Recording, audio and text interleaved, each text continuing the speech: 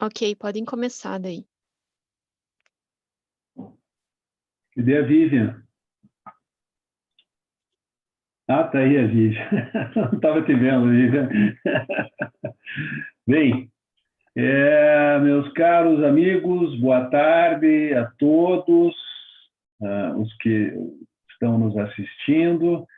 Quero, primeiramente, agradecer o apoio incomensurável que o Instituto Paranaense de Direito Administrativo tem recebido da OAB do Paraná, e esse agradecimento eu faço em nome do nosso presidente da OAB do Paraná, doutor Cássio Lisandro Teles.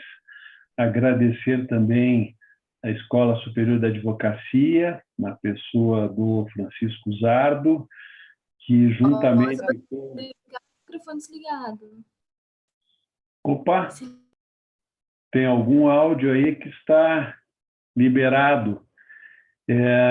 Agradecer também ao Francisco Zardo, que é coordenador da Escola Superior da Advocacia, que juntamente com o Luciano Reis se dedicaram na organização do temário e dos palestrantes deste nosso seminário que ora se inicia.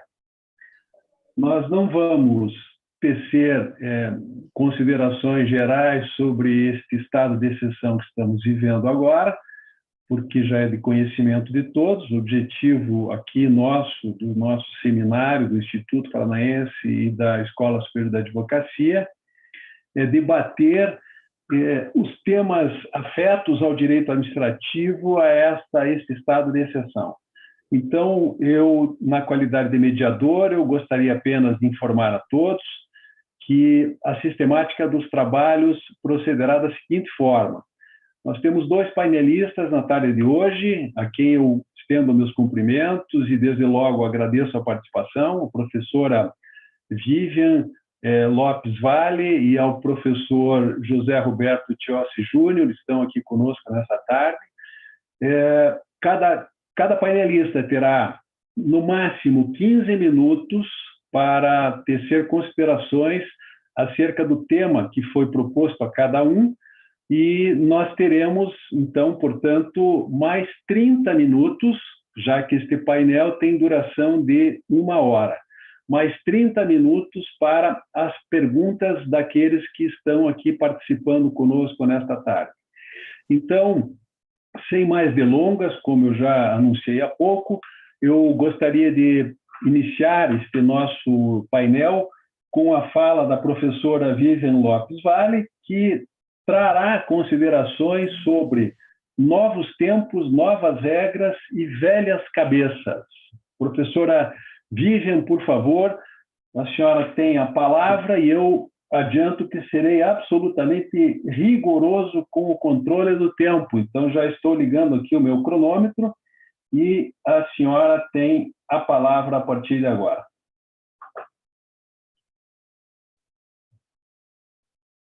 Vivian? Oi, Vivian. Oi, estão me ouvindo agora? Sim, sim. Está ativado o áudio. Já tem a palavra. Já está correndo o seu tempo.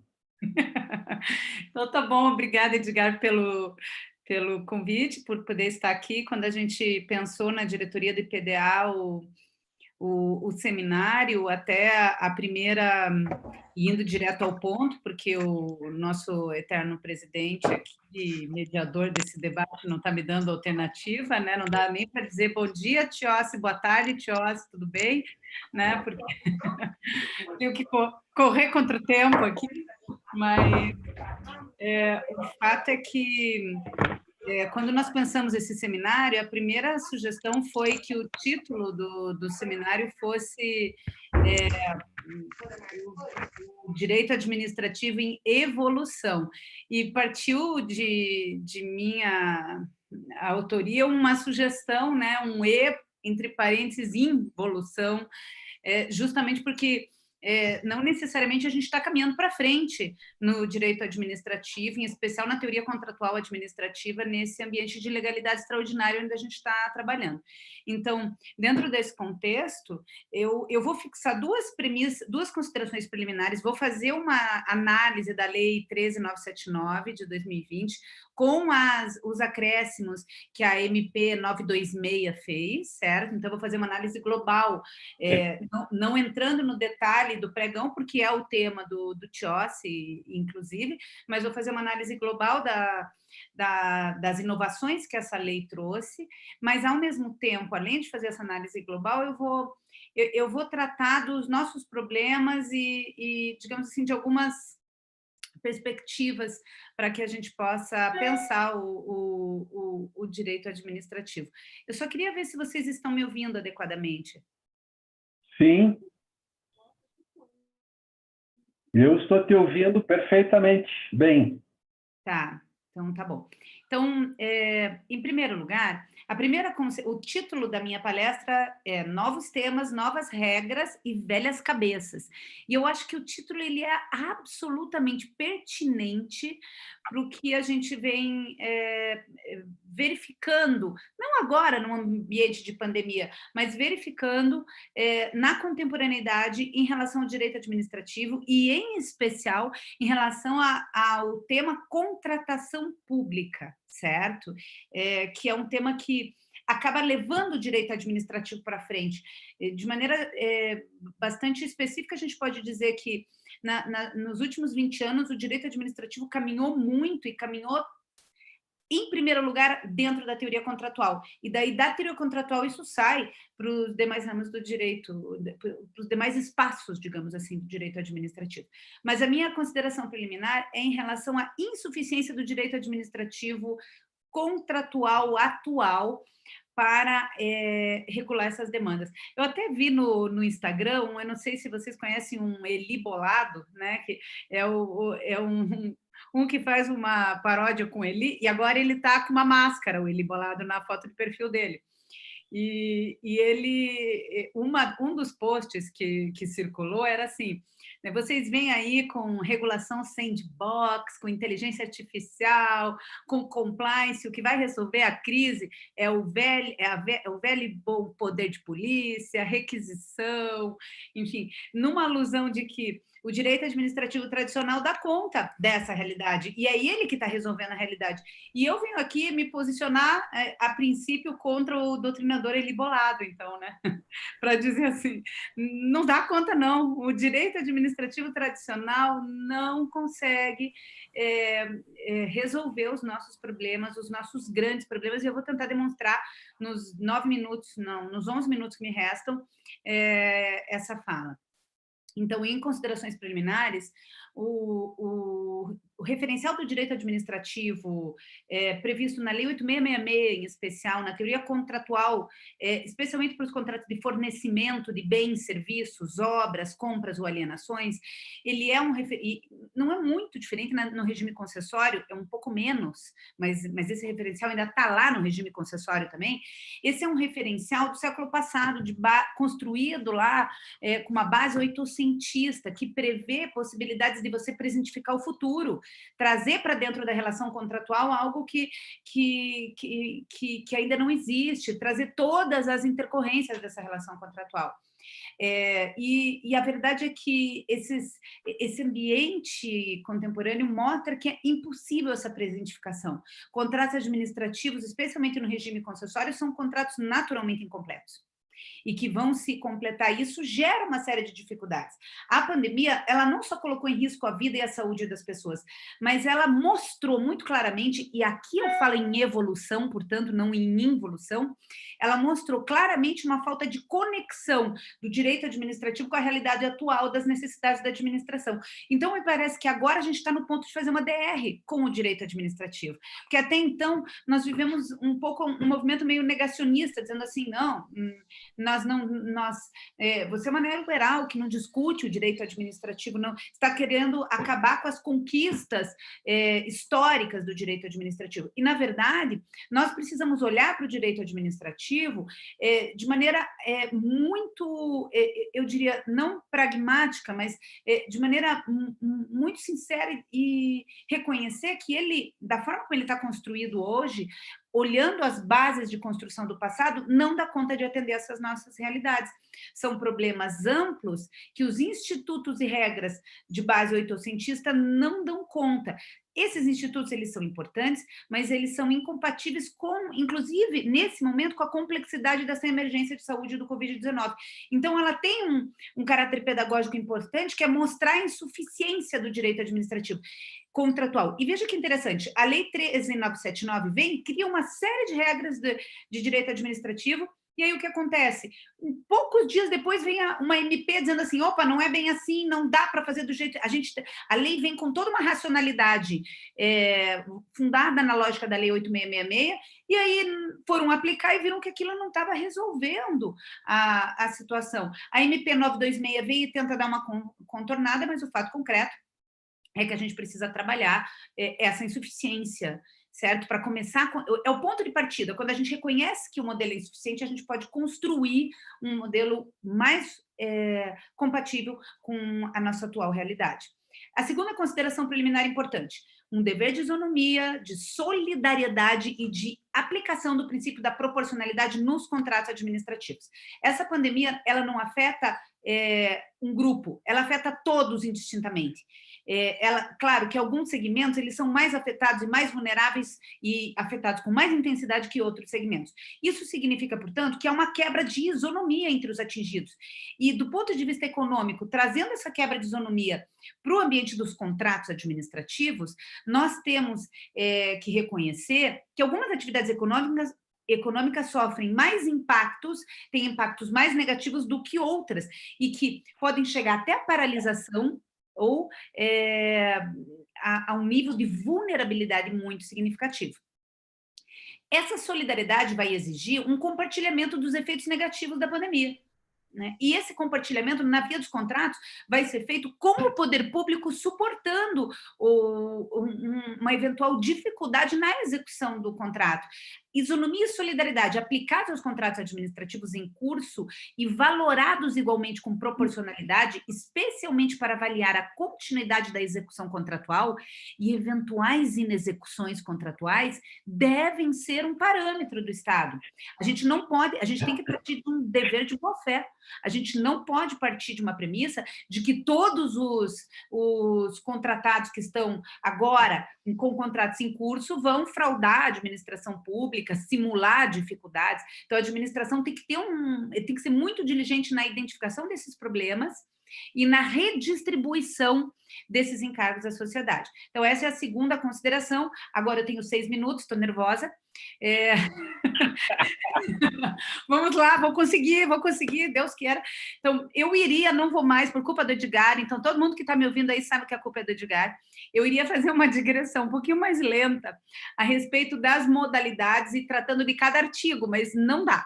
Então, eu vou citar as principais alterações legislativas e vou seguir para as minhas considerações. Então, uma primeira alteração legislativa foi incluída na lei uma nova modalidade de dispensa de licitação, dispensa temporária para atender a emergência de saúde pública do Covid-19. Essa dispensa, então, ela é temporária porque ela só vai vigir enquanto vigir a emergência de saúde. Nessa dispensa, nós temos um dever de qualificação a respeito da vinculação à emergência de saúde, a situação de necessidade de pronto atendimento, de risco, mas, enfim, é uma possibilidade de dispensa nova. Há uma restrição de publicidade, então a lei diz que essas contratações elas devem ser publicizadas no sítio oficial da internet, mas há uma restrição ao direito à informação, especialmente com suspensão de artigos da lei da transparência. Essa lei traz a possibilidade de contratação de empresas inidôneas ou suspensas, o que é algo absolutamente disruptivo no ambiente de contratação do Brasil. Né? Você poder contratar uma empresa inidônea é algo que não existe, certo? E a lei traz a possibilidade de contratação quando se demonstrar que que essa empresa é a única fornecedora do bem ou do serviço a ser adquirido. A lei também traz a possibilidade de contratar produto que não é novo, né, produto já utilizado, desde que o fornecedor se responsabilize pelas plenas condições de uso e funcionamento, e isso é relevante para respirador em hospital, especialmente para insumos hospitalares. Aí a lei ela dispensa estudos preliminares e de gestão de riscos da contratação, e isso eu vi que o Rodrigo Pironti vai falar, né, no seminário, então eu vou me abster, só vou citar aqui. Ela também traz toda uma disciplina diferenciada de redução de prazo, simplificação de termos, de referência e aceleração de processos no pregão, e aí é o tema do TIOSSE, que vai iniciar daqui a 3 minutos e 50 segundos. Também há uma dispensa de estimativa de preços e uma possibilidade de contratação por preços superiores com motivação relacionada à crise, uma possibilidade de contratação sem aferição da documentação sobre regularidade fiscal e trabalhista, e sem o cumprimento de um ou mais requisitos de habilitação, o que também é algo absolutamente disruptivo em relação ao modelo contratual e licitacional em vigência. Né? Há uma redução de controle social via audiência pública e uma possibilidade também de prorrogação desses contratos firmados no ambiente da pandemia por até 6 meses, além de uma possibilidade de modificação unilateral quantitativa, que na lei, lá no artigo 65, é de até 25% e até 50% em obra, edifício, de engenharia. Hoje a gente tem até 50% para qualquer situação que envolva os procedimentos previstos na própria lei relacionados, portanto, à pandemia. Quais são as minhas considerações em 3 minutos, certo? Para a gente encerrar. Primeiro, uma exigência de formalização. Essa crise, ela exige novos ritos, ela traz um aceleramento das coisas e portanto, há uma permissão para que os ritos fiquem mais afrouxados.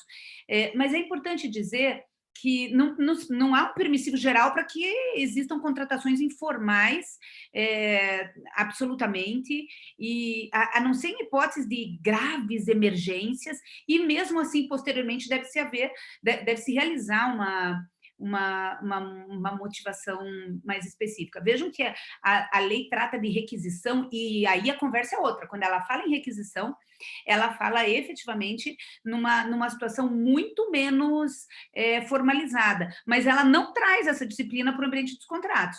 Então, não dispõe para contratos da mesma falta de forma que dispõe para requisição, e a gente deve levar isso em consideração, porque é por onde o dinheiro público sai, a grande parte do dinheiro. Então, a gente precisa tomar um cuidado bastante específico com isso. Há também um dever de motivação adequada, né, substancialmente suficiente, né? Todas as situações de legalidade extraordinária criadas pela Covid-19 devem ser devidamente justificadas e motivadas para que a gente possa ter controle, para que a gente possa evitar abuso de poder ou desvio de finalidade. Me faltam 6 segundos, eu preciso de 1 minuto, conto com a clemência do nosso mestre, né? Só para terminar aqui. Tem 4 minutos ainda, 4 minutos. Mas 3 não são... 3 minutos. Então, beleza, ótimo. Não vou nem discutir, porque na minha conta já tinha terminado, tá ótimo, né? Reforma para melhor, tá ótimo. Então, a ideia de... Também há uma importante necessidade de reconfigurar a proposta de área extraordinária, aplicação da teoria da imprevisão, aplicação do reequilíbrio econômico-financeiro dentro dessa pandemia. Eu posso falar um pouquinho mais sobre isso depois, mas efetivamente o fundamento de reequilíbrio econômico-financeiro tem que poder também ser a pandemia, ou como fato do príncipe, ou como fato da administração, ou como agravo econômico decorrente de sujeição imprevista, certo? Essas condições, elas são importantes para garantir ou a execução dos contratos em cursos, ou eventualmente até uma suspensão desses contratos. E eu queria falar ainda e acho que talvez eu tenho várias outras coisas para falar, mas elas vão surgir eu posso falar isso nas perguntas daí no debate. Eu queria falar sobre e encerrar os meus últimos 3 minutos com esse dever de planejamento. Acho que isso é o mais importante, a mais importante lição, não é uma lição da pandemia, essa é uma lição de casa que a gente já tinha que estar fazendo. A gente teve um congresso paranaense há 2 anos onde tudo era planejamento, um congresso brasileiro onde se falava nisso, e a gente tem que voltar sempre nesse tema. Né? No ambiente da pandemia, a gente não pode suprimir esse dever de planejamento. É importante destacar que a lei não trata da previsão, a lei é omissa, isso é um ponto que me preocupa, ela não trata da previsível dificuldade na execução dos contratos em andamento, ela não trata da dificuldade dos contratos onde eu não vou ter insumos, ou eu vou ter situações de problemas com empregados e não vou conseguir executar adequadamente o contrato. Então, ela também não trata adequadamente dos contratos no regime concessório, ela só olha para os contratos de fornecimento, e nós não estamos com lockdown ainda, mas estamos com situações graves envolvendo as contratações de concessão, e um lockdown, por exemplo, poderia acarretar a impossibilidade total de execução de um contrato de concessão comum, como o de transporte coletivo, certo? E aí, me parece importante dizer a vocês que esse dever de planejamento, ele é exacerbado, e eu gostaria de colocá-los para a seguinte discussão. Edgar, eu posso copiar perguntas e colocar essas perguntas do planejamento e colocar no chat? Você acha que dá para fazer isso? Não sei, eu sou jurássico aí nessa história, então você... Eu não estou com o chat liberado, acho. Deixa eu ver. Deixa eu ver se eu consigo aqui, porque aí isso aqui fica ali para eles pensarem enquanto... Deixa eu ver. Eu vou tentar mais uma vez, deixa eu ver se eu consigo... Você pode lançar depois, no momento dos debates, lançar as provocações aí para todos. Sim, eu acho que eu vou fazer o seguinte, eu vou mandar para o Zardo, que está nos ouvindo aí, e o Zardo fala ali com o pessoal da ESA e pode colocar essas considerações lá, né? Eu já mandei ali no WhatsApp para ele, eu não consegui realmente, tá? Para mim aqui não deu, não sei por quê. Mas, enfim, esse dever de planejamento, ele está relacionado a algumas perguntas. Quais as licitações novas que devem ser instauradas, certo? Será que a administração tem que continuar com aquela previsão dela anteriormente à pandemia? Quais contratos em vigência sofrerão dificuldades ou redução no ritmo na sua execução? A administração tem que mapear esses contratos, até para não ser passada para trás. Quais são os contratos que dependem de insumos externos, por exemplo, da China, ou que não vão poder ser adimplidos pela própria administração, que não vai ter receita para pagar esses contratos, ou que vão ter dificuldades porque os trabalhadores nesses contratos estão em casa, em isolamento social. A administração precisa fazer esse trabalho, precisa analisar esses contratos, quais os contratos que ela tem hoje, quais os contratos que ela tem previsão de ter, até porque tem um dever de continuidade nas demais atividades administrativas, não é? Então, nós temos ainda, mas eu não vou ser... Eu tinha bastante coisa para falar e várias outras perguntas, mas eu vou liberar o espaço para o Tiossi e a gente volta a discutir isso daqui a pouquinho, né? Vou ser educada, não vou esperar que me cassem a palavra. Obrigado, Vivian. Eu apenas quero noticiar, nós estamos com 130 participantes, o que me deixa bastante feliz, e noticiar a todos os participantes que, após os 15 minutos de fala do Tiossi, vocês poderão encaminhar pelo chat as dúvidas, qualquer dúvida, qualquer pergunta que vocês tenham a respeito daquilo que está sendo discutido aqui nesse momento. O Instituto Paranaense, mais uma vez, tomou a iniciativa e não poderia se calar nesse momento de, ao menos, tentar dar uma contribuição para uma possível solução desses graves problemas que nós estamos enfrentando no campo jurídico também. As dúvidas são muitas, os próprios doutrinadores ainda estão se debruçando sobre toda essa situação, então não são só os aplicadores do direito, não são só os servidores que estão cheios de dúvidas. Nós também estamos aí debatendo e tentando achar uma melhor solução para os diversos problemas que se apresentam.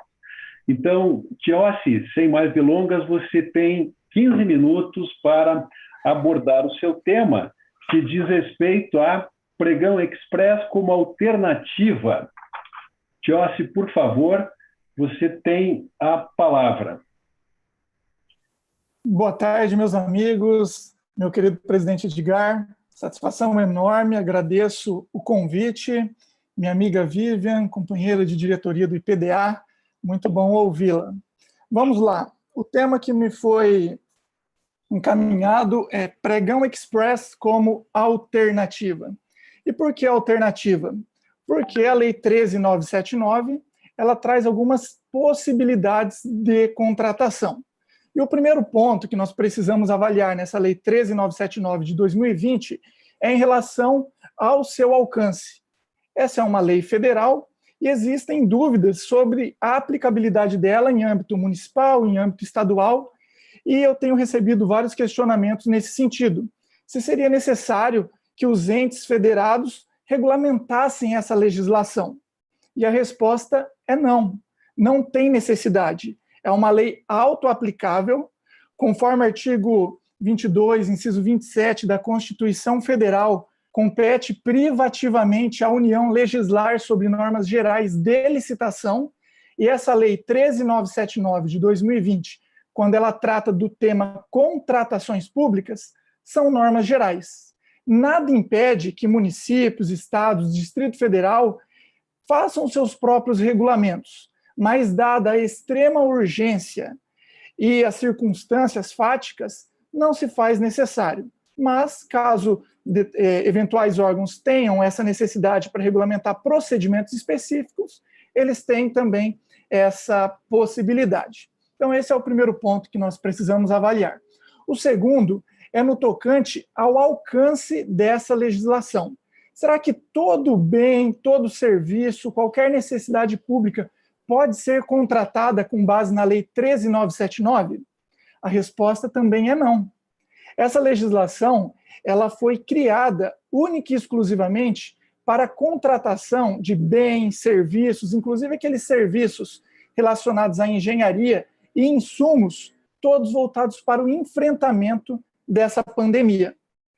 Então, quando o poder público, ele, diante da necessidade, precisar instaurar um procedimento para enfrentar o Covid-19, ele tem a Lei 13.979 à sua disposição. E um outro ponto muito importante que nós precisamos considerar, principalmente para tratar do pregão, é que as demais legislações não foram revogadas. Estão todas vigentes. A Lei 8.666 de 93, a Lei 10.520 de 2002, que trata do pregão, a Lei Complementar 123 de 2006, que traz as prerrogativas das micro e pequenas empresas nas licitações. Nós temos os decretos, título de exemplo, o Decreto Federal 7892 de 2013, que regulamenta o registro de preços, mas estados e municípios possuem seus regulamentos próprios com base no artigo 15 da 8.666 de 93. Nós temos o Decreto Federal 10.024, que trata do novo pregão eletrônico. E esse novo pregão eletrônico, ele deve ser observado, inclusive, para o enfrentamento da pandemia, para o enfrentamento do Covid-19. Nós temos, é claro, a Instrução Normativa 206, que estabelece prazos para que os municípios comecem a utilizar o pregão eletrônico, quando receberem transferências voluntárias, né, da União, mas, de qualquer forma, essas legislações elas precisam ser utilizadas de forma subsidiária, em conjunto, na verdade, uma avaliação sistêmica para que todos os procedimentos, de fato, sejam atendidos. Porque quando nós falamos em pregão express, esse não foi o termo adotado pela Lei 13.979. Ele simplesmente fala que o pregão presencial ou eletrônico terão os seus prazos reduzidos pela metade. Como houve essa significativa redução de prazos, adotou-se vulgarmente a terminologia pregão express, um pregão especial, porque é um pregão mais célere. E ele veio em um bom momento, justamente porque a gente sabe que os procedimentos licitatórios possuem prazos, prazo de publicidade, prazo de impugnação, prazo de recurso administrativo, de contrarrazões, e tudo isso, de alguma forma, acaba contribuindo para uma eventual morosidade para decretar o vencedor do processo licitatório. Então, é muito importante que todos tenham ciência que as demais legislações permanecem vigentes. Então, nós precisamos utilizá-las para instrução dos procedimentos, seja uma dispensa ou seja um pregão, fase de planejamento, fase de publicidade, a fase de execução contratual, todas elas devem ser observadas. Mas, vamos lá. Em relação ao alcance, aos objetos, ao que pode ou não ser licitado com base na Lei 13.979 de 2020. Eu tenho visto e tenho recebido também muitos questionamentos sobre a natureza do objeto. O que pode ser licitado? Geralmente as pessoas elas estão com uma ideia que apenas os objetos que têm uma utilização direta para o enfrentamento poderiam ser licitados ou dispensáveis com base na 13.979. Isso é um engano, porque a legislação, em nenhum momento, ela trouxe que os objetos deveriam possuir natureza sanitária, natureza relacionada à saúde pública, ou seja, podem estar relacionados direta ou indiretamente com o enfrentamento da pandemia. Isso, inclusive, faz com que o poder público ele tenha alternativas para atender melhor a população, a coletividade, nesse efetivo combate ao coronavírus. Então, podem ser licitados objetos relacionados à assistência social, aos setores administrativos, aos setores de comunicação, desde que eles guardem pertinência com o enfrentamento ao Covid-19. Tá, mas o poder público não pode licitar mais nada nesse período? Pode sim.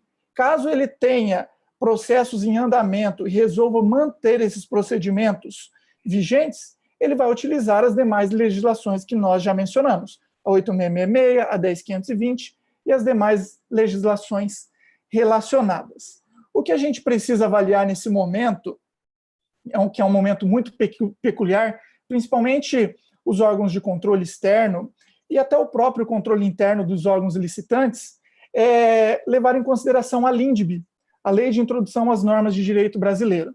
Ela traz artigos muito específicos relacionados à interpretação do direito público, à interpretação do direito administrativo, e eu, em especial, eu trago o artigo 22, que fala que as peculiaridades, as dificuldades reais do gestor deverão ser levadas em consideração diante das atitudes, das decisões em que ele eventualmente resolver tomar. Essa legislação, o artigo 22, a LINDB como um todo, se aplica independente desse período de pandemia, só que eu acredito que, em razão de ser um momento muito peculiar, de fato, a LINDB ela será necessária para avaliação de todos os procedimentos.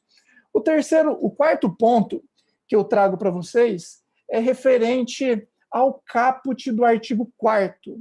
O artigo 4º da Lei 13.979, ele traz a hipótese de dispensa, e ele fala que será dispensável.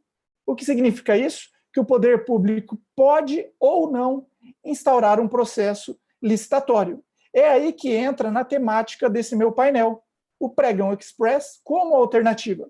Porque eu recebi também vários questionamentos no seguinte sentido: se nós estamos diante de uma pandemia, de uma situação extremamente urgente, por que o poder público ele vai abrir e instaurar um processo licitatório convencional, por mais que os prazos tenham sido reduzidos, e não vai eventualmente optar por uma dispensa de licitação, ou até mesmo uma requisição administrativa, ou um suprimento de fundos, que é o regime de adiantamento, o caixinha? Nós temos que observar que a legislação ela não impõe uma hierarquia entre essas possibilidades e essas alternativas. Tudo será decidido diante do poder discricionário do gestor, sempre motivando a sua decisão. Então, ele possui a alternativa de utilizar a dispensa, o pregão, requisição administrativa e também o suprimento de fundos. E isso deve estar devidamente motivado com as razões da sua escolha no processo administrativo. Então, isso é muito importante, que não existe hierarquia, mas sim existe uma necessidade de motivação expressa nos autos, nos processos administrativos que eventualmente sejam instaurados para enfrentamento do Covid-19.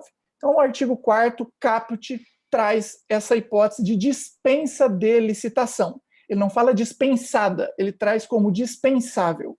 E daí, a medida provisória 926, ela acrescentou o artigo 4º, a linha G, que traz a figura do pregão, que seria esse pregão express. E como eu já havia dito anteriormente, express por conta da redução dos seus prazos. Então, o prazo de publicidade que a Lei 10.520 apresenta como, no mínimo, 8 dias úteis, no pregão express será de 4 dias úteis. Esse será o prazo de publicidade no pregão express. Uma impugnação, prazo de 1 dia. Um recurso administrativo, prazo de 1 dia. Contra-razões, prazo de 1 dia. Porque a legislação também falou o seguinte, que naqueles casos em que o prazo original ele for um número ímpar, arredonda-se para o número inteiro antecedente. Então, se o prazo de recurso são 3 dias, 1,5 seria metade, o prazo para enfrentamento do Covid, ele agora passa a ser de 1 dia para as razões recursais. E lembrando que mais uma novidade desse pregão express é a questão dos efeitos recursais. Eles terão apenas um caráter devolutivo. O que significa isso? Que os recursos eventualmente manifestados serão protocolados, recebidos, porém o processo licitatório ele não será paralisado para avaliação. A autoridade competente ela pode dar andamento nessas contratações porque a urgência, o interesse público prevalece sobre o interesse privado, supremacia do interesse público. Nós temos esse princípio. É lógico que se eventualmente as razões recursais forem acatadas, o poder público necessita, na verdade, avaliar o caso concreto para avaliar se já foi adjudicado, se já foi contratado, se já foi liquidado, se já foi efetuado o pagamento e se existe alguma possibilidade ou não de reversão. Então, tem essa possibilidade do efeito devolutivo também aqui na questão dos recursos administrativos. Tem uma situação também que a legislação apresentou na linha 4ª, no artigo 4º, a linha G, que ela fala pregão presencial ou eletrônico. Mais uma vez, ela deixou diante do poder discricionário do gestor a opção de um ou de outro, presencial ou eletrônico. Não existe hierarquia também. Isso deverá estar devidamente motivado no processo administrativo.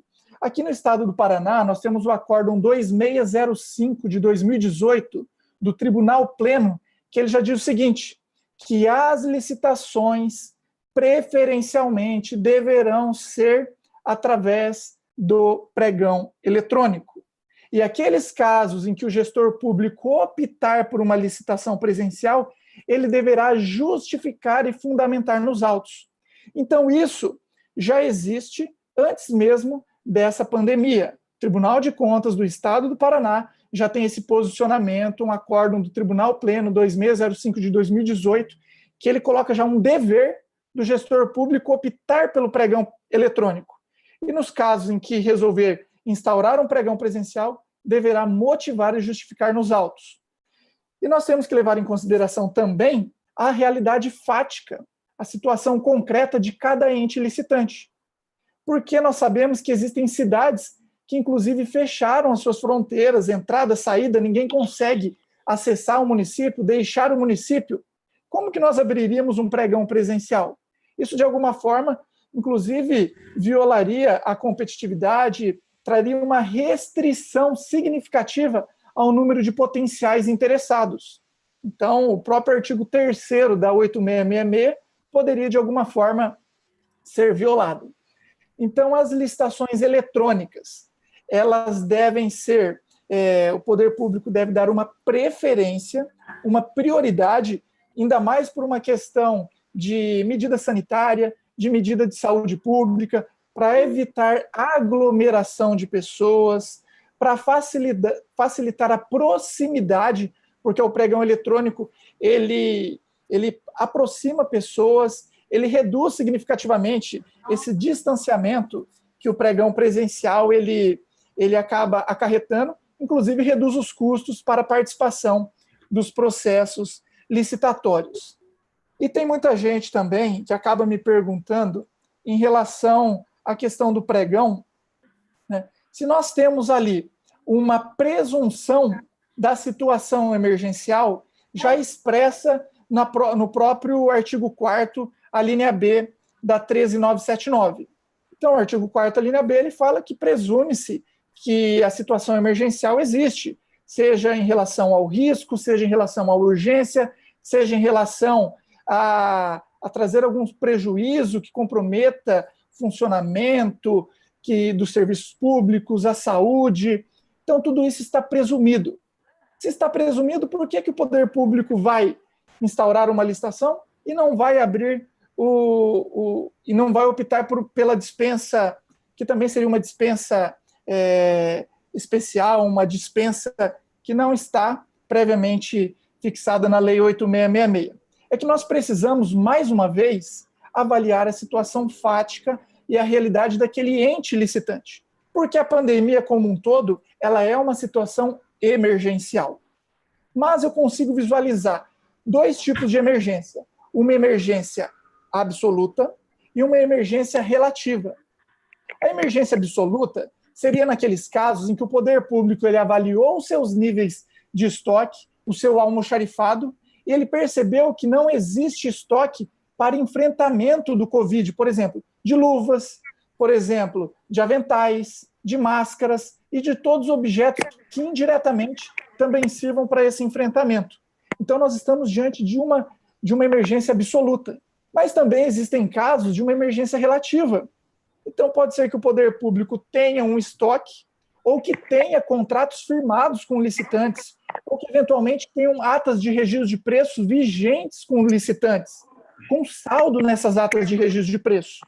Então, o poder público ele teria um prazo hábil para instaurar o seu processo licitatório nessa modalidade express, com redução dos prazos pela metade, sem que isso comprometesse o interesse público. Josi, apenas por uma questão de isonomia, 1 minuto para as suas conclusões. Perfeito. Então, resumindo, o que a gente precisa avaliar a situação fática, o gestor público ele precisa apresentar as suas razões, a motivação ela é obrigatória, porque o pregão express, o pregão especial, de fato, ele é uma alternativa. E quando o poder público eventualmente optar pela dispensa, ele deve justificar, por mais que exista a presunção da situação emergencial, ele deve justificar o porquê do afastamento do pregão, que de fato esse prazo de publicidade, de razões recursais, comprometeria o atendimento do interesse público. Então é isso, meu muito obrigado. Maravilha, obrigado, Tiossi. E mais uma vez eu convido a todos os participantes, nós estamos com 133 participantes nesse momento, a enviarem suas dúvidas, suas perguntas pelo chat aqui do Zoom, e os painelistas terão o maior prazer em responder ou tentar, ao menos, achar uma solução para os problemas de vocês, que não devem ser muitos, não devem ser poucos, aliás, nesse momento.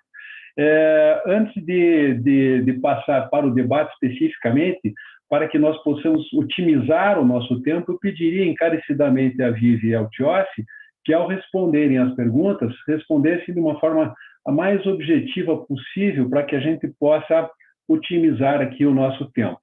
E eu já começaria, Vivian, com uma provocação a você. Neste momento que estamos aqui revisitando inúmeros institutos do direito administrativo e considerando também que algumas pessoas ainda adotam uma interpretação vetusta do princípio da legalidade. Coisa lá do hospital. Porque assim, Oi? ela fica na enfermagem, tu vai responder aquela questão de documento, eu preciso. Não importa. Na verdade, ela não prefere nada, filha. Ela está aí para incomodar mesmo. Na realidade, a Elisete disse que quando me chamou ela e pediu se ela com o queria microfone aberto, por favor. Ela falou que não. A Cris? Por quê? Porque o dia você não para. Eu acho que o João Paulo está com o microfone aberto. O dia você tem muita coisa para resolver. Mas o que eu faço? Alô, Suelen? A Suelen da ESA, por favor, poderia... Ela Agora tem que acho que fechar deu. todos os microfones, Edgar. Isso, Todo mundo isso. fechado. Todos fechados, agora todos me ouvem bem? Perfeito. Então, Vivian, será que não é um momento de nós, ao revisitarmos os institutos do direito administrativo, nós sepultarmos definitivamente aquela interpretação vetusta do princípio da legalidade que muitas pessoas ainda fazem, no sentido de que o administrador público só pode fazer aquilo que está escrito e autorizado expressamente na lei?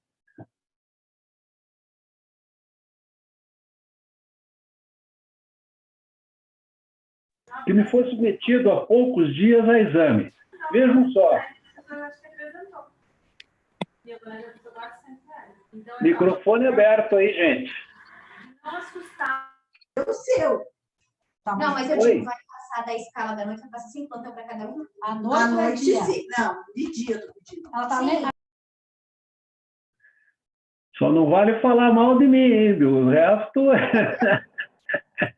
Então, vejam, eu tenho essa preocupação até em razão de um caso que me foi submetido a exame agora há poucos dias. Vejam só, um cliente meu que tem um contrato de prestação de limpeza com uma entidade pública, essa entidade pública fechou as portas.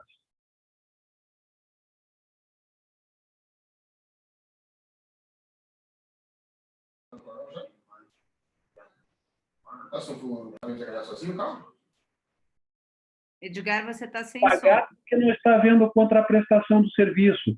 E aí me surgiu esta questão de nós interpretarmos adequadamente o princípio da legalidade. Então, eu gostaria de ouvir de você a respeito dessa interpretação contemporânea que, penso eu, deve ser dada ao princípio da legalidade face a esse estado de coisas aí que estamos vivendo. Obrigada pela pergunta, Edgar. Então, eu vou tentar ser rápida nisso e já tem uma pergunta aqui no chat também para mim, eu já vou encaixar, tá bom? Para poder, Perfeito. poder trabalhar. Então, em primeiro lugar, é óbvio que a gente não pode trabalhar com conceito de legalidade estrita, né? Você fala numa concepção vetusta, eu falo assim, num direito administrativo de base oitocentista que não se encaixa mais. O direito do Eli Lopes Meirelles é um direito que está lá num tempo que não é o que a gente vive hoje. E a gente tem que falar em legalidade ampla, em juridicidade. A pandemia nos mostra que no conflito lei-eficiência, no conflito lei flexibilidade, formalismo e atendimento da finalidade de interesse público, prevalece eficiência e finalidade. Então, a gente precisa ter essa visão mais ampla do direito, porque o direito também existe para atender às nossas necessidades. Nós não podemos trabalhar com direito administrativo aqui que não dê conta de atender essa realidade, porque o que está em jogo são as vidas de milhares e milhares de pessoas, né? Eu lembro disso, desculpe só te interromper, eu lembro das palavras do saudoso professor Paulo Neves, quando ele disse certa vez que se o direito administrativo não serve para o cidadão, então não serve para nada. Não, mas é bem isso mesmo. A ideia é que, para que serve o direito administrativo? Para regular as relações de Estado e sociedade de maneira a produzir bem-estar. Se eu tenho um direito que não está produzindo isso, ele está fora do contexto. E aí, aí nós estamos realmente no caos. Então, e aí a gente volta para a ideia do dever de planejamento, né? Como é que a gente resolve essas questões que envolvem legalidade extraordinária? Porque tem um outro aspecto também que eu não pude falar na minha fala, que não deu tempo, que é o fato de que nós temos, do lado de lá do balcão, gestores públicos preocupadíssimos com eventual responsabilidade por improbidade administrativa, responsabilidade perante o Ministério Público, responsabilidade perante... Juliano Camargo está com o microfone aberto.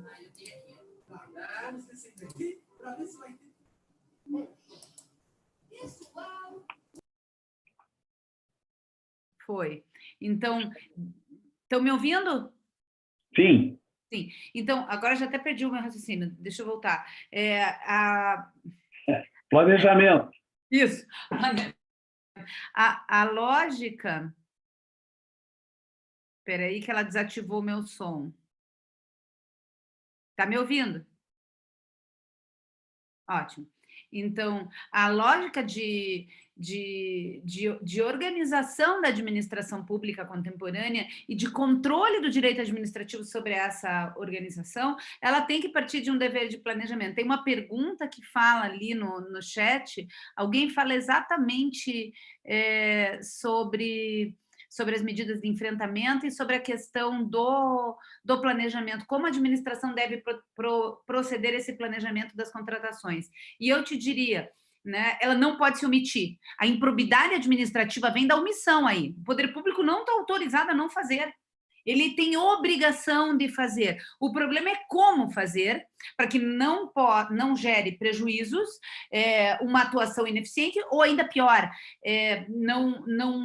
não consiga atender de maneira adequada. E o que eu gostaria de citar? Então, esse dever de planejamento implica, entender que é preciso um mapeamento dos contratos em execução. Né? Quais são os contratos de fornecimento que a administração pública do Estado do Paraná possui hoje? Certo? Quais são os contratos no regime concessório? Vamos mapear os contratos todos, colocá-los na mesa. Aí vamos identificar os objetos contratuais e verificar se esses objetos dependem de insumos externos, importados. Verificar se esses objetos vão ser afetados pelo lockdown, vão ser afetados, como, por exemplo, no regime concessório, num contrato de transporte coletivo. Se esses objetos vão ser afetados por uma paralisação do pessoal, né, de trabalho, da força de trabalho. Nós precisamos verificar se, dentro desse contexto, quais são, e aí não olhando para os contratos que já estão em andamento, mas olhando para as atividades administrativas que continuam existindo. A gente não tem só a pandemia do Covid-19 para cuidar, nós temos pessoas doentes em situação grave, em uma série de outras enfermidades. Nós precisamos atender os diabéticos que precisam continuar recebendo insulina no posto de saúde, senão eles vão morrer. Nós precisamos continuar atendendo aidéticos que recebem o coquetel anti-AIDS, isso para falar só em saúde, mas a segurança pública precisa continuar funcionando, né? O bandido tem medo do Covid, mas ele não deixa de ser alguém que está ali para cometer ilícitos. Então, a gente pode ficar aqui o dia inteiro listando atividades que precisam continuar. O governo fez lá a lição de casa dele, listou atividades essenciais, ok, essas atividades precisam de insumos para ser realizadas.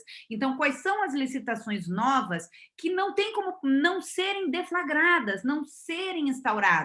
Nós precisamos mapear também. Precisamos mapear as licitações, os contratos em curso e ver quais vão ser afetados e em que medida vão ser afetados. Precisamos mapear as licitações que iriam acontecer e separar o joio do trigo. Aquilo que é licitação que pode esperar, vai esperar, tem que esperar. Aquilo que é licitação que não pode esperar, vai ter que ser contratado, certo? Nós temos que tratar ainda de quais são as emergências de saúde que vão justificar essa contratação direta, tem um dever de motivação qualificada. Quais são as atividades administrativas que podem e devem continuar funcionando mesmo em trabalho remoto, para que a administração não pare simplesmente. Né? Quais são as situações que vão exigir um reequilíbrio econômico-financeiro dos contratos em cursos afetados pela crise? E quais são os contratos que, devido à total ausência de condições econômicas, a administração não vai conseguir pagar, porque a gente só parte do princípio que o particular não vai conseguir executar, mas a administração está com uma redução de arrecadação tributária muito significativa, decorrente da diminuição da atividade econômica. A administração está concentrando recursos todos para atender a pandemia. Pode ser que falte dinheiro para atender outras contratações. Nós precisamos tratar disso. E isso é dever de planejamento, para alocar os recursos nos locais certos e para poder, a partir daí, trabalhar sem medo de uma responsabilidade. O Tiossi menciona a lei de introdução, a 13655, e ela diz lá no artigo 23, deve-se avaliar as reais dificuldades do gestor. Beleza, quais são as reais dificuldades? Neste contrato não é genérico, não é autorização genérica. É para cada contrato, nós temos que fazer a lição de casa. Cada contrato vai ter que ter uma identificação de quais são os problemas, de quais são os impactos e quais são as possíveis soluções. Acho que é por aí. Nesse teu contexto, eu até sugeriria que as entidades públicas constituíssem uma espécie de um comitê de crise, para que esses comitês tratarem realizarem essa avaliação que você sugeriu, me parece que é a mais correta que deve ser feita, né? Analisar todos os contratos que estão em curso, os objetos contratados, as prioridades a serem atendidas pela administração neste momento. Isso me parece que seria de todo conveniente que se constituísse um comitê de crise para que esse comitê analisasse, inclusive, as eventuais repactuações, revisões contratuais, etc. Não é? Edgar, eu, quando preparei essa palestra, eu fui procurar com esses termos, comitê de crise, certo? Eu fui... Opa! Tem Algum alguém problema compartilhando, alguém apertou o botão de compartilhamento de tela. Voltamos. Deu. Né? Então, eu fui procurar com esses termos comitê de crise para verificar o que o governo estava fazendo. Eu não encontrei nesses termos dessa maneira, certo? Tem um comitê de crise que cuida da saúde, mas é muito importante, talvez a gente, como IPDA, deveria fazer uma sugestão nesse sentido, porque nós precisamos cuidar da saúde financeira do Estado também, e nós não podemos ser levianos. Há um dever de boa-fé, de lealdade processual que deve existir. Então, a administração não pode ficar omissa esperando o particular afundar para depois dizer, vamos ver se eu vou conseguir te ajudar ou não. Ao mesmo tempo, ao mapear esses problemas, ao mapear esses contratos individualmente, a administração também se blinda de uma eventual alegação não verdadeira de impacto econômico, se ela existir. Então, esse dever de planejamento é necessário, absolutamente necessário. E eu diria que, para tomar um pouquinho e finalizar, voltar um pouquinho para a tese que eu defendo, nunca foi tão importante falar em consensualismo, em relativização de prerrogativas na teoria dos contratos. A gente vai ter que sentar e negociar esse reequilíbrio econômico-financeiro. A gente vai ter que mapear esses problemas. E por que é importante um comitê de crise? Porque nunca Bauman foi tão atual. A gente vive uma realidade líquida. O que é hoje correto, certo, ou pelo menos minimamente estável, amanhã não é mais. As coisas estão crescendo com uma evolução e elas se modificam. Então, você vê o ministro da Saúde fala A numa semana, 2 dias depois ele fala B, 5 dias depois ele fala C, isso sem falar nas interferências do presidente. Então, pensando tecnicamente num sujeito que está tentando tomar decisão técnica, mesmo ele que só se manifesta tecnicamente, a todo momento muda. Por quê? Porque a realidade com que ele está trabalhando muda. Então, esse dever de planejamento, ele exige uma mudança de racionalidade, no controle também. Porque a gente está tomando decisões dia a dia. E aí eu trago a LINDB para dizer assim, eu tenho que olhar a dificuldade real do gestor no tempo da tomada de decisão. O tempo foi 13 de abril, porque no dia 18 de abril pode ser outro tempo, com outra dificuldade real que precisa ser alterada. Então, essa mudança de interpretação, ela vai acarretar, por exemplo, uma tolerância diferente, porque você vai enquadrar como erro grosseiro lá na LINDB para as decisões relativas aos contratos administrativos, para o que você vai enquadrar, por exemplo, a gente vai ter que afastar dolo presumido e dispensa de prova de prejuízo na hipótese do artigo 10 da Lei de Improbidade, porque ele trata de fraude à licitação. Né? Então, eu não posso tratar de fraude à licitação presumida, com prejuízo presumido, agora aqui nesse ambiente. Então, são questões importantes que a gente precisa pensar bastante. É uma ótima oportunidade para a gente repensar o direito administrativo. E eu só acrescentaria a sua fala, quando se fala em consensualidade, eu penso que a LINDB vai ganhar muitas luzes com esta crise, especialmente quando se fala em consensualidade, especialmente o artigo 26 da LINDB, que trata especificamente da solução de controvérsias com a utilização do consenso, da consensualidade. Muito bem. Então, agora eu gostaria de fazer uma provocação ao Tiossi, que é no seguinte sentido, meu caro Tiossi. Você abordou de uma forma bastante certeira o fato de que a legislação ordinária das licitações, a Lei 8666, pregão, o decreto, enfim, não foram revogados. Concordo plenamente com você. Nós temos a 13.979, que criou aí o pregão simplificado, ou pregão express, como preferem alguns autores. A minha provocação que faço a você, Tiossi, é no seguinte sentido. ao instaurar um pregão simplificado à luz da Lei 13.979, o administrador público teria que aplicar também naquilo que não conflitar, evidentemente, com a 13.979, o administrador público teria que aplicar também regras, por exemplo, do Decreto 10.024. Eu cito aqui um caso bastante pontual e específico que também já me foi submetido à análise. Suponhamos que eu instaure um pregão simplificado, à luz da Lei 13.979, ok?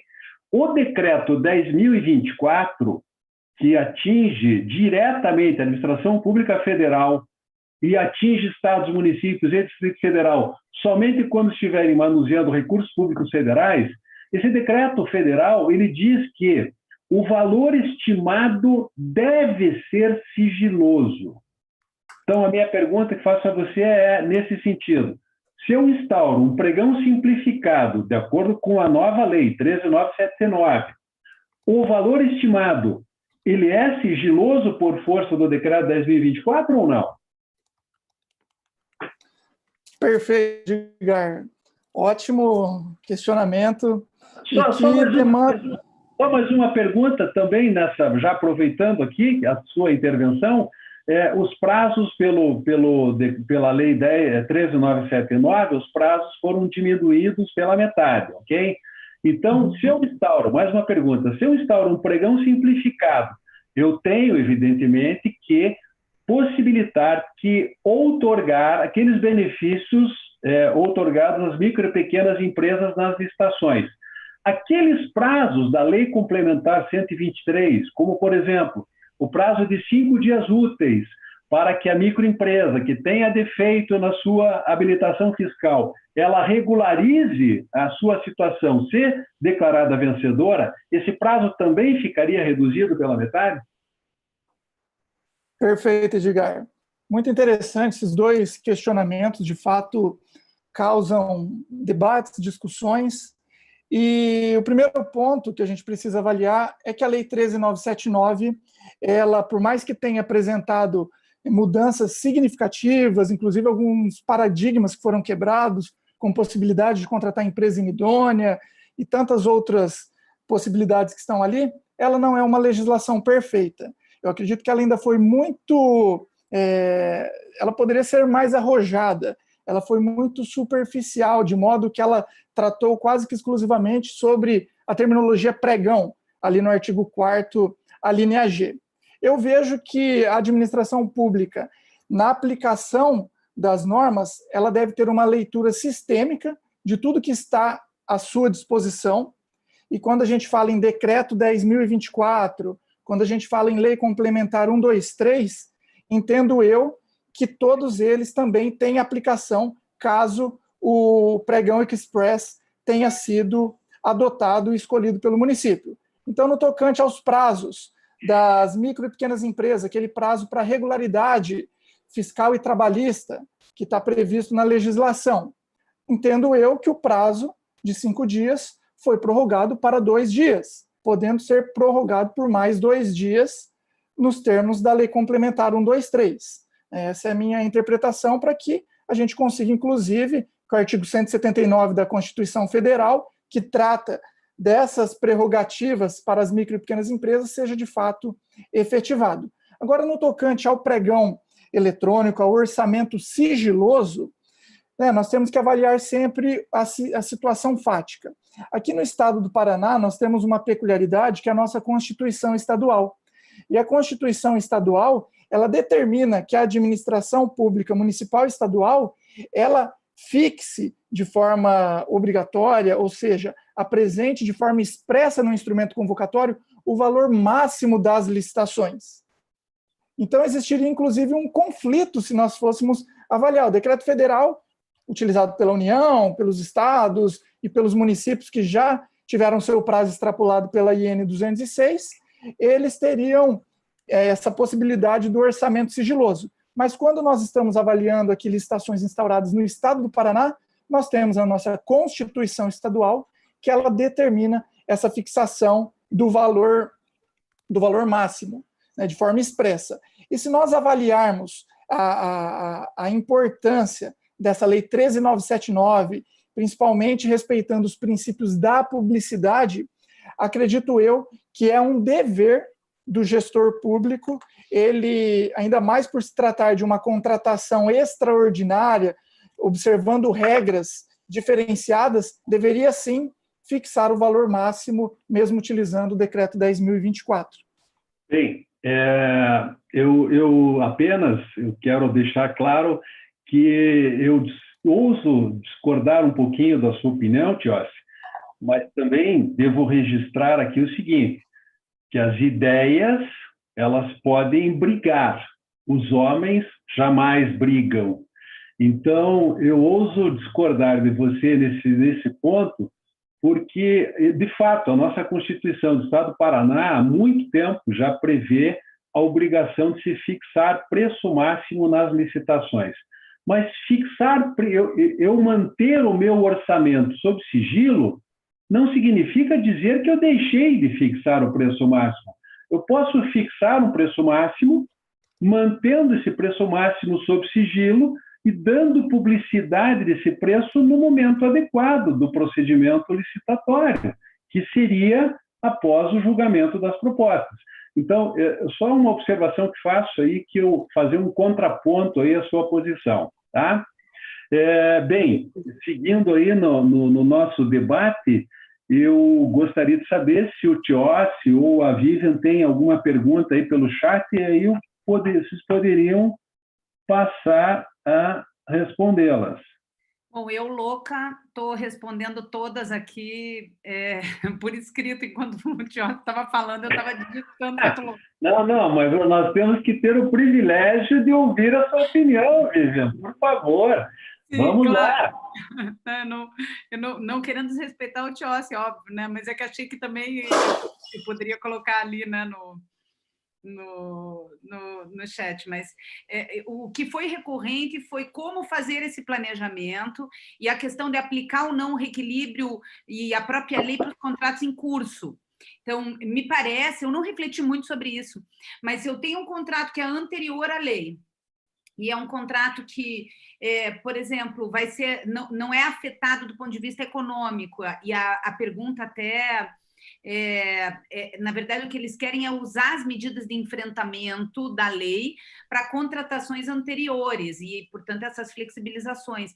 Me parece que, para que a gente não corresse o risco de uma eventual responsabilização, o ideal seria um aditivo contratual que pudesse trazer esse contrato para o ambiente da Lei 13.979, dizendo que, tendo em vista que aquele objeto licitado, ele é um objeto que vai ser útil para o atendimento da pandemia do Covid, ainda que esse contrato tenha sido firmado anteriormente à pandemia e anteriormente à Lei 13.979, ele vai seguir a disciplina dessa lei, porque o objeto atende à legalidade extraordinária, a situação de emergência que está estabelecida. Então, sem uma reflexão maior, a minha primeira resposta seria: faça um termo aditivo para que haja uma relação de motivação direta e suficiente com a aplicação dessas regras num contrato que foi celebrado 2 meses antes, por exemplo, lá em janeiro ou lá em dezembro, certo? Uma outra questão que foi bastante recorrente nas perguntas foi a questão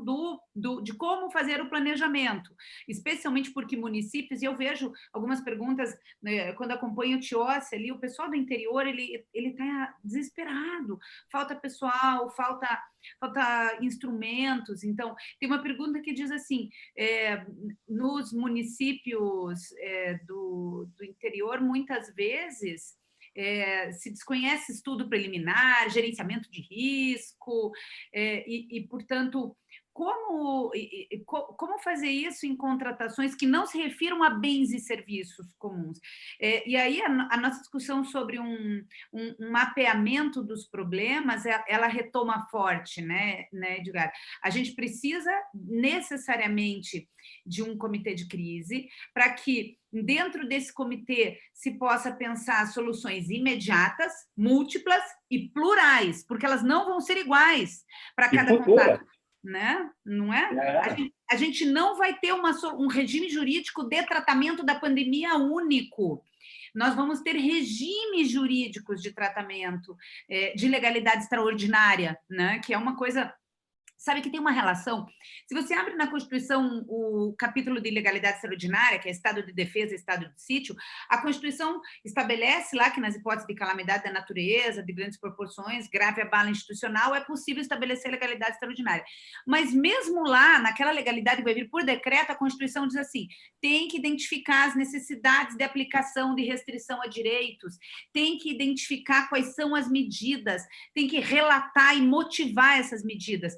Trazendo essas exigências aqui para dentro da teoria contratual, nós precisamos de publicidade de quais são os contratos afetados, quais são os contratos vigentes, quais são os problemas. Nós precisamos de motivação suficiente para daí a gente pensar contrato a contrato, essas soluções imediatas, múltiplas, e plurais, e para que a gente possa fazer uma análise da razoabilidade e da proporcionalidade, de quais necessidades do poder público vão deixar de ser atendidas e quais necessidades não vão deixar de ser atendidas, porque nós, como cidadãos, temos direito de poder verificar o processo de tomada de decisão.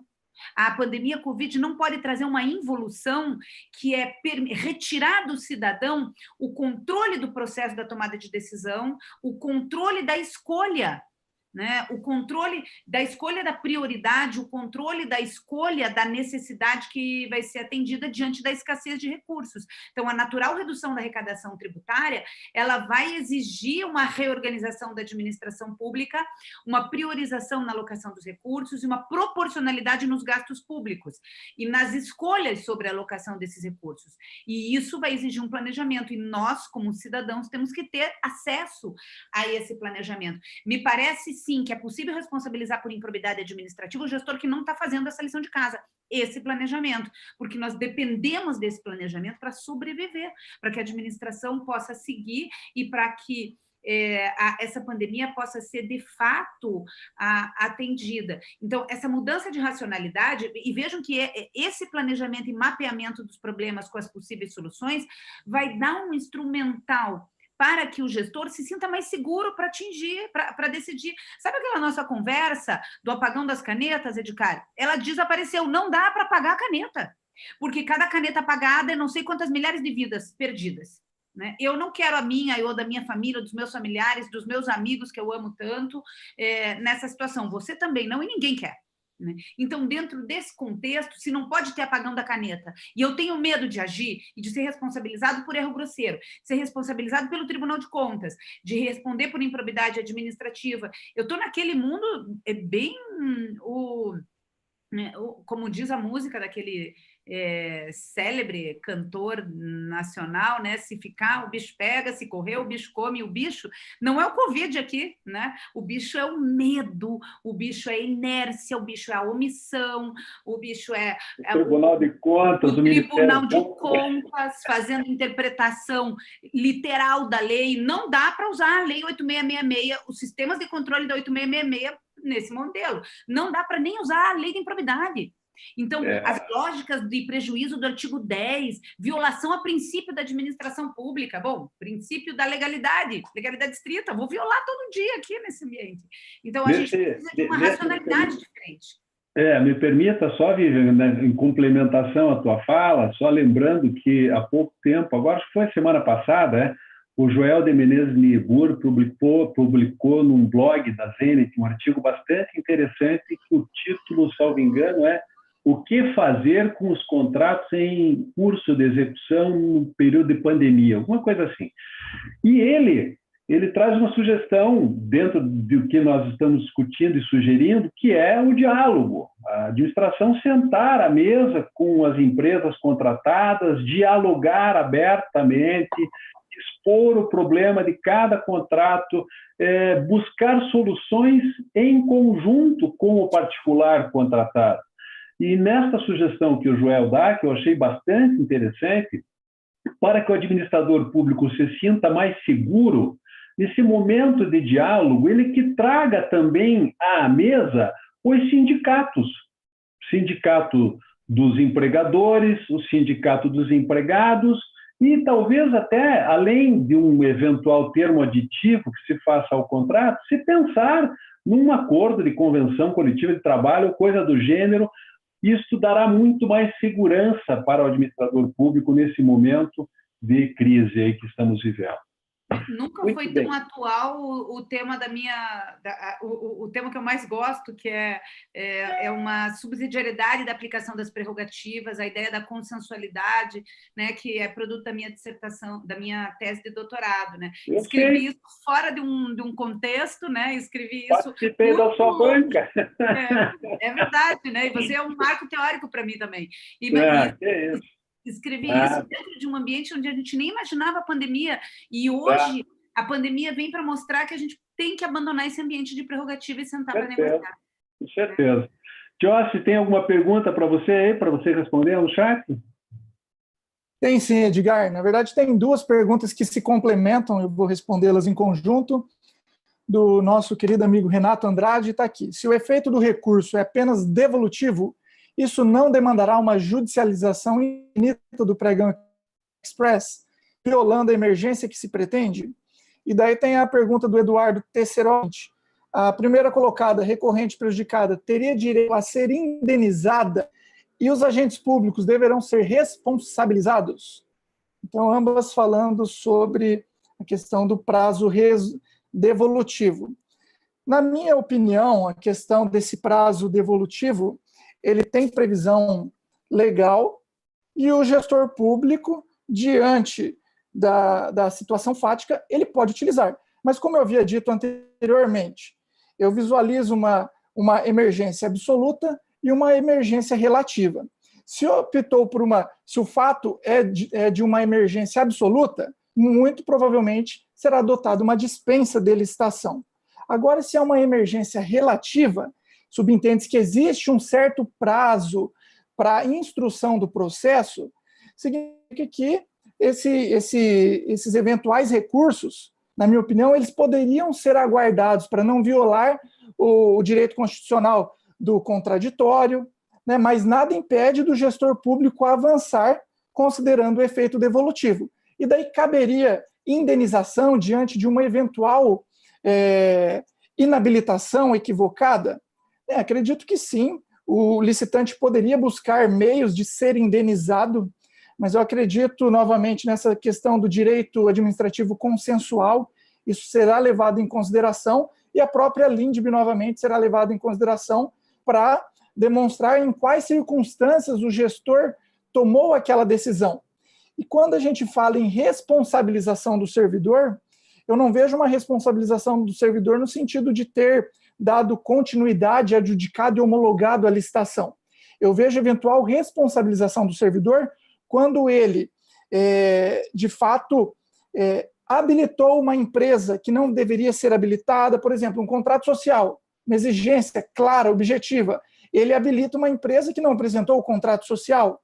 Então, nesse caso, ele abriria margem para uma empresa impetrar um recurso, apresentar as suas razões recursais, e depois esse servidor, eventualmente, poderia ser sancionado em razão do princípio da individualização de conduta, porque ele foi um erro grosseiro, ele tomou uma decisão totalmente diferente do julgamento objetivo, da vinculação ao instrumento convocatório. Então, ao meu ver, caberia responsabilização quando o pregoeiro, eventualmente a equipe de apoio, contribui de forma direta para uma violação ao instrumento convocatório e violação da legislação. Mas pode ser que a gente tenha uma judicialização infinita, mas eu acredito muito no bom senso das pessoas, eu acredito na razoabilidade, eu acredito no direito consensual para que todas essas situações sejam resolvidas. Eu penso que a judicialização é um risco que nós corremos em toda e qualquer licitação, em toda e qualquer contratação. E você abordou muito bem, Joyce, a questão da responsabilização, ela só poderá ocorrer hoje, mais ainda, de forma mais ainda clara pela LINDB no seu artigo 28, a responsabilização só poderá ocorrer se caracterizado dolo ou erro grosseiro. É o artigo 28 da LINDB que assegura, dá uma certa tranquilidade ao agente público hoje. Muito bem. Temos mais perguntas aí, Vivian, Joyce? Eu estou olhando aqui, professora Vivian. Não, acho que não, para mim não mais, eu respondi todas ali. Então, eu tenho uma provocação a fazer a vocês dois.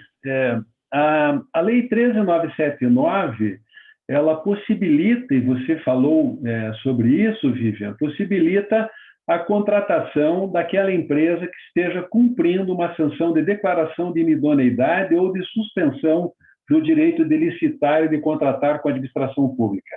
Eu penso que esta possibilidade de contratar uma pessoa inidônea ou que esteja suspensa, ela atinge não só aquela sanção da Lei 8.666, mas atinge também a sanção prevista no artigo 7º da Lei do Pregão, atinge também aquela sanção prevista na Lei 12.846, que é a Lei Anticorrupção, atinge também, que mais? A própria sanção disposta na Lei de Improbidade Administrativa. Portanto, eu penso que não interessa se ela foi sancionada pela Lei 8.666 ou pela Lei Anticorrupção, se ela estiver cumprindo esta sanção, e a lei diz, se for a única empresa, ela pode ser contratada mesmo assim. Mas, na verdade, o que eu gostaria de colocar a provocação, a reflexão de vocês é o seguinte: muitos autores, muitos colegas nossos, quando comentaram este artigo da 13.979, eles afirmam que este dispositivo da nova lei, ele se aproxima muito, tem uma familiaridade muito grande com a hipótese de inexigibilidade de licitação do artigo 25, inciso 1º. Mas eu fiquei pensando o seguinte: mas e se a administração pública precisa comprar um determinado bem? Ela passa os olhos no mercado e só duas ou três empresas, só 3 empresas dispõem deste bem. E estas 3 empresas estão cumprindo a sanção ou de declaração de inidoneidade ou de suspensão do direito de licitar e de contratar. Seria possível instaurar um pregão simplificado com a participação restrita apenas dessas 3 empresas? Ou, a depender da situação, da potencialidade, digamos assim, da emergência, como bem salientou o Tiossi, nós poderíamos dispensar a licitação e, no exercício de um poder discricionário, escolher uma das 3. Eu faço essa provocação porque a lei diz: é possível contratar uma empresa que esteja cumprindo a declaração de inidoneidade ou a suspensão, se ela for a única. Mas e se eu tenho 2 ou 3, as únicas 2 ou 3 que estão cumprindo essa sanção? Como é que eu faço? Licito e digo no edital que só elas podem participar? Veja, não sei se o Tiossi quer começar, eu posso falar brevemente, daí passar para ele, porque é o tema dele, né, em especial ali, mas o que me parece, Edgar? A gente tem que fazer uma interpretação sistemática, né, e teleológica do artigo 4º, parágrafo 3º ali. O que o artigo 4º diz? Que é possível essa contratação de empresa inidônea ou suspensa quando se tratar comprovadamente de uma única fornecedora do bem ou do serviço adquirido. Qual que é a finalidade aqui? Eu só consigo comprar dessa empresa, eu não tenho como comprar de mais ninguém, porque é só ela que produz esse equipamento.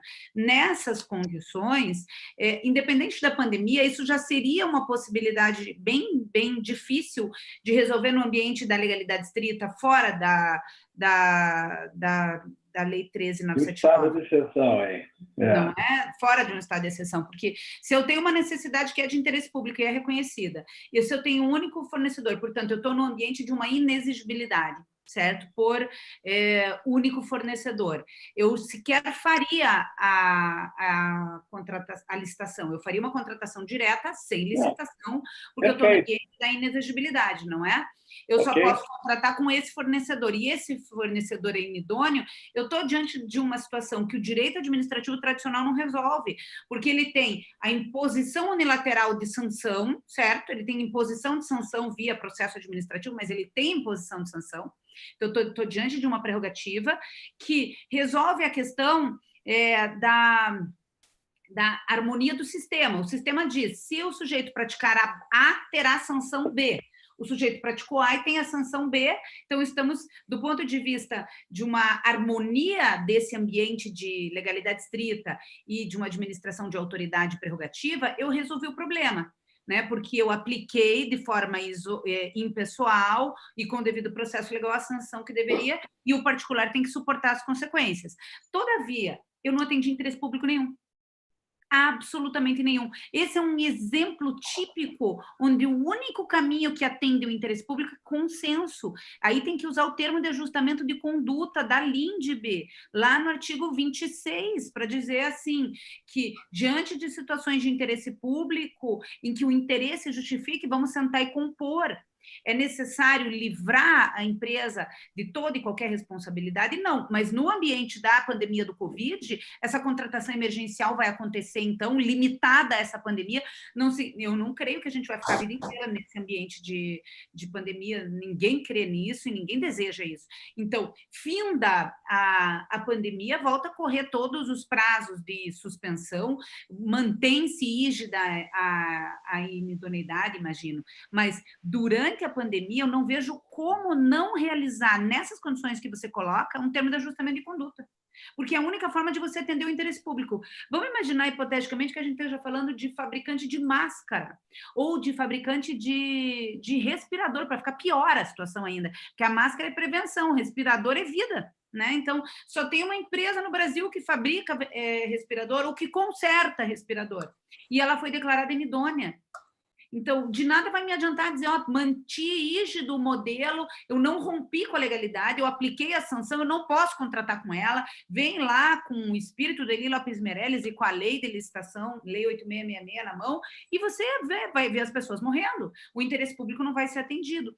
Então, aqui nunca foi tão atual discutir composição, consensualismo, ajustamento de conduta, e dá para usar o artigo 26 da LINDB para isso, de forma episódica, entendendo qual é o espaço de tempo, qual é o espaço de atuação e trabalhando com esta motivação. A partir do fim das medidas extraordinárias e do controle da crise, a legalidade ordinária vai exigir o respeito ao prazo de declaração de suspensão ou respeito à inidoneidade.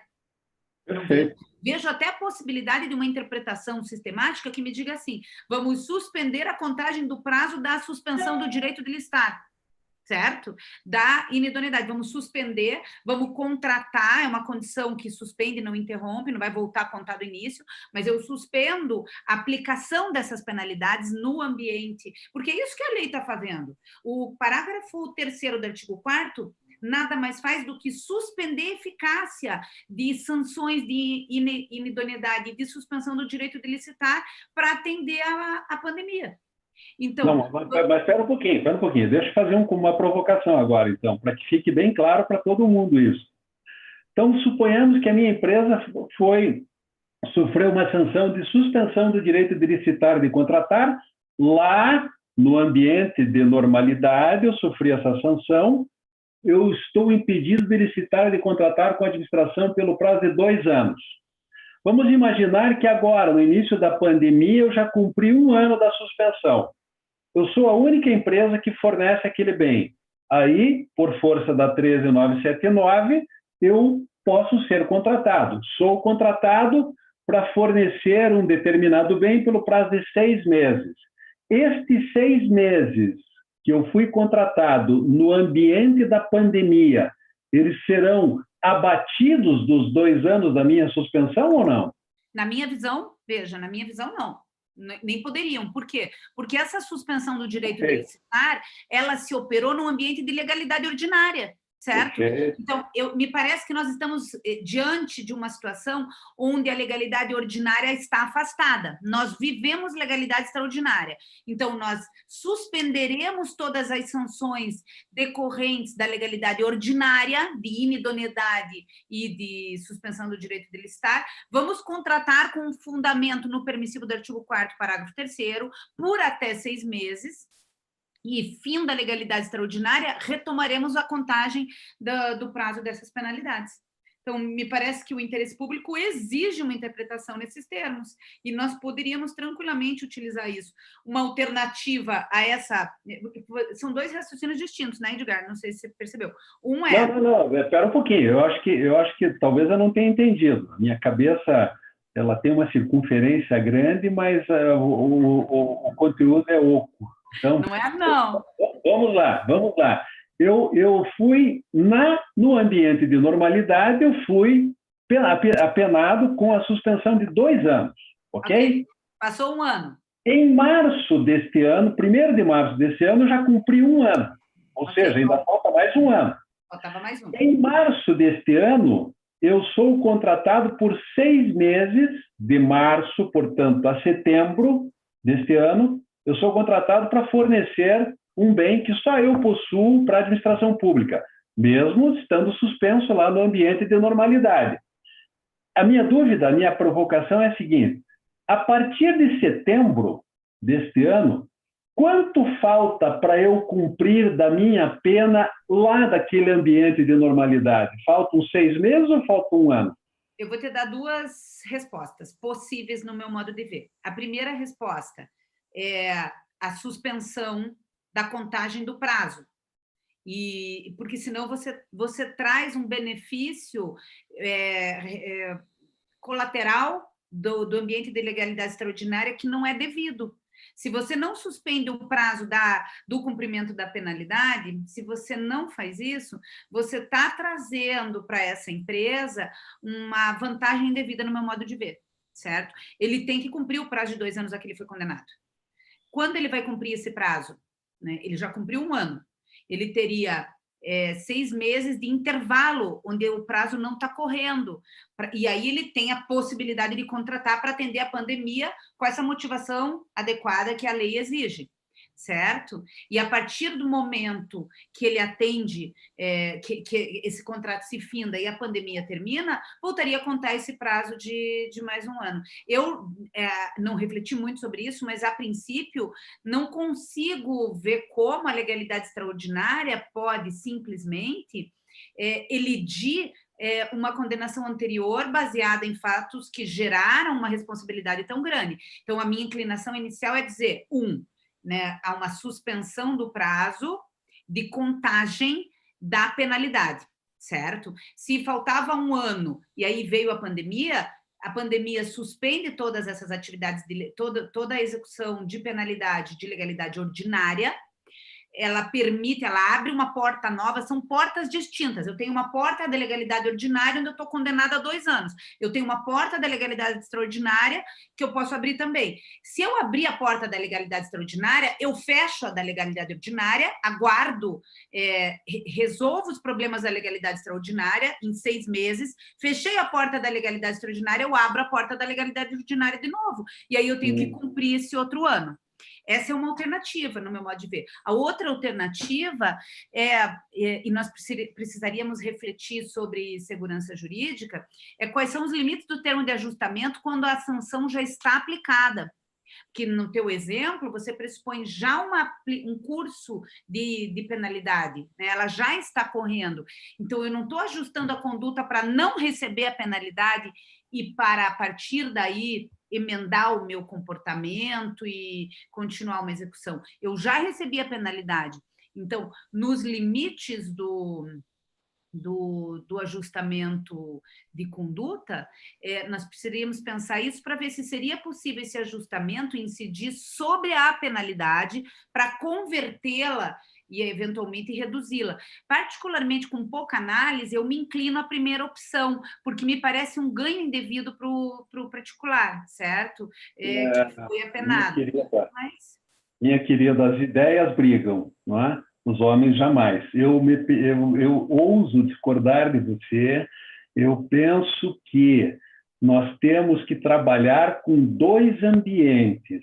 Um ambiente de normalidade, que seria uma licitação instaurada de acordo com a 8666, com a Lei 10.520, e o ambiente de exceção, que é a exceção trazida pela Lei 13.979.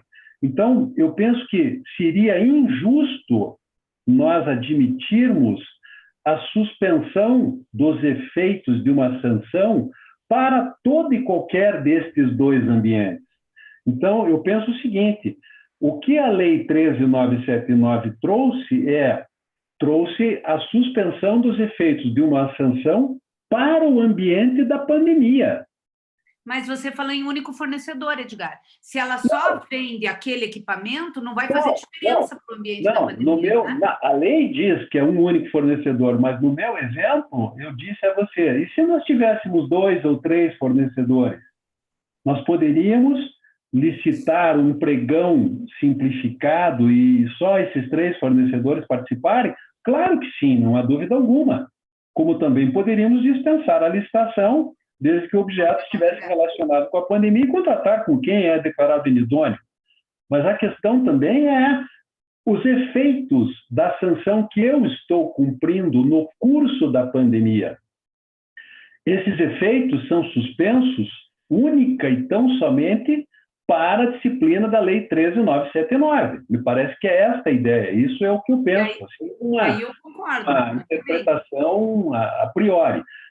Então, vejam, ninguém duvida que, neste momento da pandemia, a administração pública possa instaurar uma licitação à luz da legislação ordinária, da Lei 8.666. Claro. Não existe vedação para isso. Se eu tiver orçamento, se tiver planejamento, tudo bonitinho, se eu não prejudicar a pandemia, eu instauro uma licitação pela 8666 ou pela Lei 10.520, não é? Então, veja, esta empresa declarada inidônea, lá nesta licitação ordinária, a meu juízo, ela não pode participar e não pode ser contratada. Não pode, mas aí a gente concorda. O que me parece apenas que, se eu estou falando de um único fornecedor, e, portanto, o objeto é único, ela só trabalha com respiradores. Nesse ambiente, se ela só trabalha com respiradores, eu estou suspendendo a eficácia de uma sanção para atender a pandemia. Mas não, perfeito. No ambiente da pandemia, ela vai ser contratada. Mas no exemplo que eu dei, em 1º de março deste ano, eu já cumpri 1 ano de suspensão. Aí veio a Lei 13.979, que diz que eu posso ser contratado. Eu sou contratado por 6 meses para fornecer respiradores. De março a setembro, eu, inidôneo, sou contratado para fornecer respiradores. Em setembro, expirado o meu contrato, e espero que também expirada esta pandemia, como fica aquela sanção que eu já cumpri 1 ano? Eu teria mais 1 ano ou teria mais apenas 6 meses para cumprir? Eu penso que teríamos 6 meses para cumprir pela legislação ordinária. Mas, enfim, isso faz prova de que, meus caros amigos, que para todos nós isso é muito novo, nós estamos ainda amadurecendo ideias, debatendo muito o assunto.